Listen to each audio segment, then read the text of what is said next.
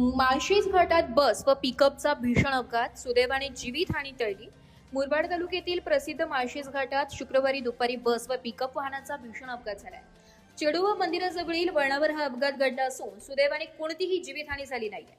मिळालेल्या माहितीनुसार वसईहून माळशेज मार्गे नगर आंबेजोगाईकडे जाणारी खासगी बस दुपारी सुमारे 3:45 वाजेच्या दरम्यान घाटातील वळणावर आली असता चालकाचं वाहनावरील नियंत्रण सुटल्याने बसने समोरून येणाऱ्या पिकअप वाहनाला जोरदार धडक दिली आहे. धडकीची तीव्रता इतकी होती की पिकअप वाहनांचा पुढील भाग पूर्णपणे चिरडला गेलाय. प्राथमिक माहितीनुसार बसचा वेग जास्त असल्याने वळण घेताना हा अपघात घडल्याचा अंदाज व्यक्त केला जातोय. अपघातात पिकअप चालक किरकोळ जखमी झाला असून त्याला उपचारासाठी रुग्णालयात दाखल करण्यात आले.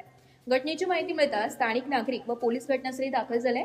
अपघातग्रस्त वाहने बाजूला करून वाहतूक सुरळीत करण्यात आली आहे. या अपघातामुळे काही काळ माळशेज घाटातील वाहतुकीवर परिणाम झाला होता.